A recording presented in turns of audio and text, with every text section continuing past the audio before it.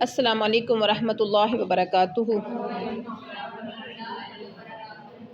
نحمدہ ونصلی علی رسولہ الکریم، اما بعد فاعوذ باللہ من الشیطان الرجیم، بسم اللہ الرحمن الرحیم۔ نحم کلاس کا ترجمۃ القرآن المجید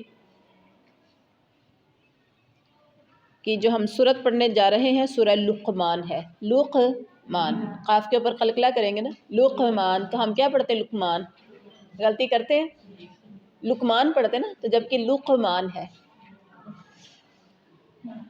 جی۔ سورۃ اللقمان یہ مکی صورت ہے اور اس میں 34 یعنی 34 آیات ہیں۔ چھوٹی سی صورت ہے، کہ بہت بڑی صورت نہیں ہے، 34 آیات ہے اس میں۔ ترتیب کے اعتبار سے اس کا نمبر 31 ہے، نزول کے اعتبار سے اس کا نمبر 57 یعنی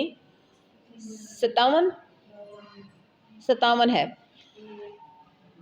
یہ ہمارا سوال نمبر 1 ہو رہا ہے، اور اگر ہم اس کو 2 بھی کر سکتے ہیں، تعارف الگ کر دیں، مضامین الگ کر دیں، تو یہ الگ الگ سوال ہو جائیں گے، سوال نمبر 1 اور سوال نمبر 2۔ اور اگر ایک ہی آ جاتا ہے کہ سورہ لقمان کا تفصیلی تذکرہ کریں، تو پھر آپ کو تعارف اور مضامین اکٹھے ہی کرنے ہوں گے۔ اور اگر آ جائے کہ صرف تعارف کریں تو اس میں مضامین نہیں لکھنے، اور اگر آ جائے کہ سورۃ لقمان کے مضامین لکھیں تو پھر اس میں آپ نے تعارف نہیں لکھنا۔ انڈرسٹینڈ؟ سب سے پہلے ہے سوال نمبر 1، سورہ لقمان کا تعارف۔ تو اس سورہ میں یعنی سورہ لقمان میں 34 آیات ہیں، 4 رکوع ہیں، اور یہ سورہ مکی دور میں اس وقت نازل ہوئی جب کفار مکہ کی مخالفت اپنے عروج پر تھی۔ کفار مکہ آپ صلی اللہ علیہ وسلم کی، مسلمانوں کی بہت زیادہ مخالفت کر رہے تھے۔ وہ مختلف ہیلوں بہانوں اور پرتشدد کارروائیوں سے اسلام کی نشر و اشاعت کا راستہ روکنے کی کوشش کر رہے تھے۔ اس سورہ میں چونکہ حضرت لقمان کی اپنے بیٹے کو نصیحتوں کا تذکرہ ہے، بڑے خوبصورت انداز میں، کاش کہ ہم ماں باپ بھی ایسے ہی اپنے اولاد کو واعظ و نصیحت کرنے والے بن جائیں۔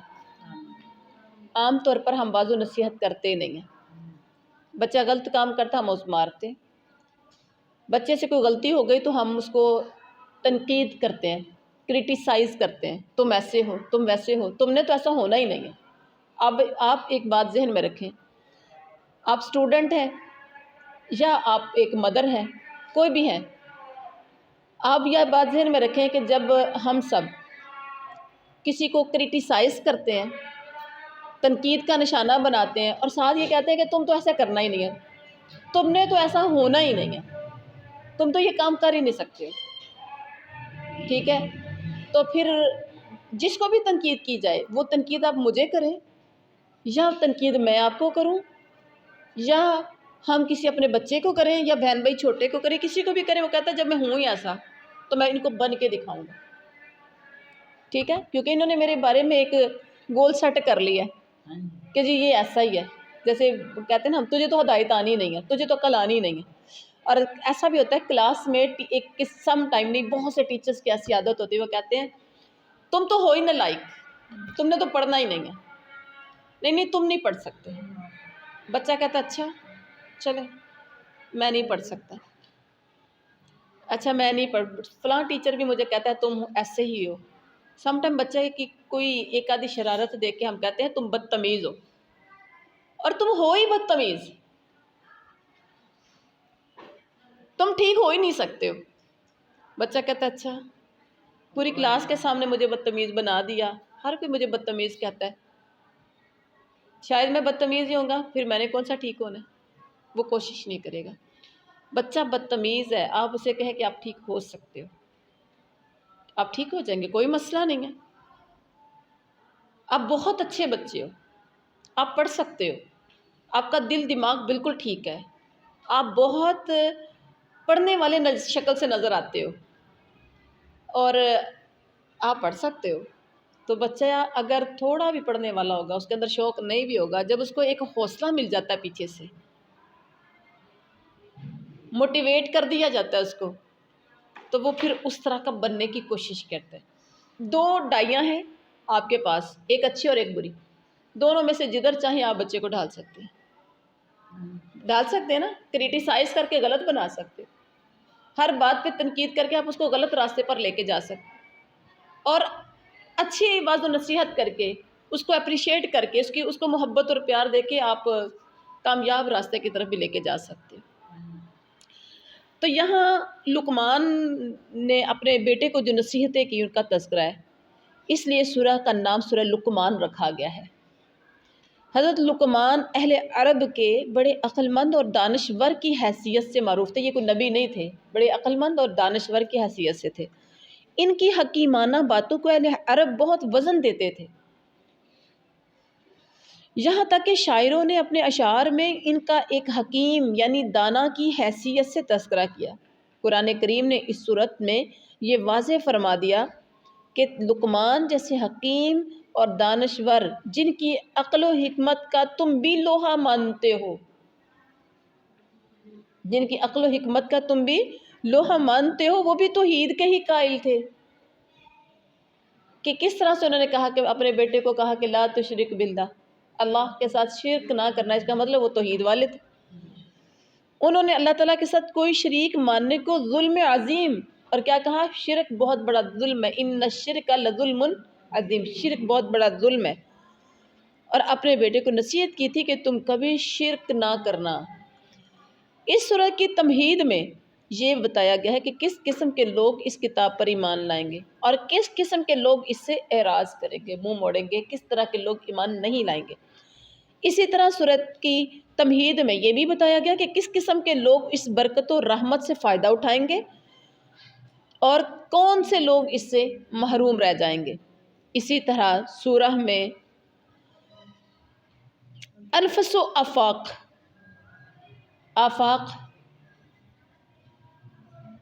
کیا کہتے ہیں؟ یعنی انسان کے اپنے نفس اور آسمان، زمین، کائنات کے دلائل کے ساتھ ساتھ عرب کے مشہور دانا لقمان کے نصائح کا حوالہ بھی دیا گیا ہے سورہ میں، جس کا مقصد اہل عرب پر یہ واضح کرنا تھا کہ ان کے اندر جو صحیح فکر و دانش رکھنے والے لوگ گزرے ہیں، انہوں نے بھی انہی باتوں کی تعلیم دی ہے جن باتوں کی تعلیم یہ پیغمبر دے رہے ہیں۔ سورہ لقمان کا خلاصہ، سورہ لقمان کا خلاصہ توحید کے دلائل، کردار سازی اور آخرت کی یاد دہانی، یہ تین مکی صورت ہے نا۔ یہ مکی صورتوں میں کیا ہوتا ہے؟ توحید، قیامت، رسالت، ایسے ہی ہے نا جی۔ تو اب ہمارا سٹارٹ ہو رہا ہے سوال نمبر 2۔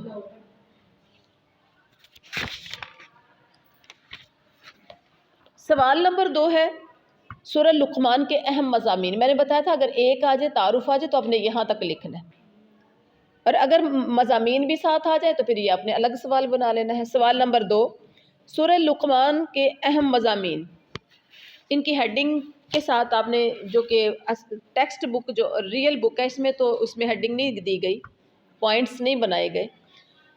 اب میں نمبرز کے ساتھ یعنی اس میں ہم کریں گے: نبوت کی تصدیق کرنے، موت کے بعد دوبارہ زندہ کیے جانے اور قیامت کے دن کا اقرار کرنے کے بارے میں دلائل کے ساتھ کلام کیا گیا ہے۔ اس سورہ کے اندر دلائل کے ساتھ بات کی گئی ہے۔ وہ دلائل کس چیز کے دیے گئے؟ کیا دیے گئے؟ نمبر 1، قرآن دائمی معجزہ ہے۔ قرآن دائمی مطلب ہمیشہ والا معجزہ ہے، دائمی معجزہ، یہ ہیڈنگ ہے۔ اس سورہ کی ابتدا میں اللہ تعالیٰ کی ہدایت کے دستور اور حضور اقدس صلی اللہ علیہ وسلم کے دائمی معجزے قرآن پاک کا ذکر کیا گیا ہے، اور یہ بتایا گیا ہے کہ مسلمانوں کا گروہ قرآن پاک کی تصدیق کرتا ہے، اس لیے وہ جنت میں داخل ہو کر کامیاب ہو جائیں گے، اور کافروں کا گروہ قرآن پاک کی آیات کا مذاق اڑاتا ہے اور ان کا انکار کرتا ہے، اور اس نے اپنی جہالت اور بے وقوفی کے ساتھ گمراہی کا راستہ اختیار کر لیا، تو وہ جہنم کے دائمی اور دردناک عذاب کے مستحق ہوں گے۔ یہ ہے قرآن پاک کا دائمی معجزہ۔ نمبر 2، نیکوکاروں کے اوصاف، اوصاف مطلب ان کی صفات کیا ہیں۔ سورہ لقمان کے شروع میں قرآن مجید سے فائدہ اٹھانے والوں کے اوصاف بیان کیے گئے ہیں، جیسے نماز قائم کرنا نمبر 1، نمبر 2 زکوٰۃ ادا کرنا، نمبر 3 آخرت پر یقین رکھنا۔ اس کے بعد ہے نمبر 3 توحید کی دعوت دینا، یعنی نمبر 1 قرآن دائمی معجزہ، نمبر 2 نیکوکاروں کے اوصاف، نمبر 3 توحید کی دعوت کا بیان۔ یہ 3 مضامین ہو گئے۔ اس سورہ مبارکہ میں اللہ تعالیٰ کی توحید، قدرت اور صفات کاملہ کو دلائل سے پیش کیا گیا ہے، اور انہیں دعوت دی گئی ہے کہ باپ دادا کی اندھی تقلید چھوڑ دے، کھلے دل سے اس تعلیم پر غور کرے جو محمد خاتم النبیین صلی اللہ علیہ وسلم اللہ تعالیٰ کی طرف سے لے کر آئے ہیں، اور کھلی آنکھوں سے دیکھیں کہ ہر طرف کائنات میں اور خود ان کے اپنے نفس میں، پیچھے کہا گیا تھا نا انفس و آفاق، یعنی کائنات میں اور خود ان کے اپنے نفس میں کیسے کیسے واضح آثار اور اس کی سچائی پر شہادت دے رہے ہیں۔ کائنات میں دیکھیں، غور کریں تو آپ کو پتہ چل جائے گا کیسے اللہ تعالیٰ کے ایک ہونے کی دلیل ہے۔ جی نمبر 4 پہ ہے حضرت لقمان کی بیٹے کو نصیحت۔ مضمون نمبر 4، حضرت لقمان نے اپنے بیٹے سے کہا، اے میرے بیٹے، کبھی شرک مت کرنا، نماز قائم کرتے رہنا، خود عمل کرتے ہوئے دوسروں کو بھی اچھے کاموں کا حکم دینا اور برے کام سے منع کرنا۔ اگر کوئی مصیبت آ جائے تو اس پر صبر کرنا، لوگوں کے ساتھ اچھے طریقے سے پیش آنا، زمین پر اکڑ اکڑ کر مت چلنا، زندگی کے تمام معاملات میں میانہ روی اختیار کرنا، چال ڈھال اور بولنے میں بھی میانہ روی اختیار کرنا، اور ہمیشہ اپنی آواز کو پست رکھنا۔ پست یعنی آہستہ، یہ چیخ چیخ کے بولنا، چلا چلا کے بولنا، یہ گدھے کے ساتھ مشابہت دی گئی ہے۔ نمبر 5، مضمون نمبر 5، اللہ کے علم کی وسعت کا بیان ہے۔ اس سورہ کے اندر، سورہ کے آخری حصے میں تقوی اور پرہیزگاری کا حکم دیا گیا ہے، اللہ سے ڈرنے کا حکم دیا گیا، قیامت کے دن کے عذاب سے ڈرایا گیا ہے، اور اللہ تعالیٰ کے علم کی وسعت کو بیان کیا گیا ہے۔ یہ کیا ہے؟ سورۃ لقمان کے مضمون کتنے مضامین ہیں؟ 5۔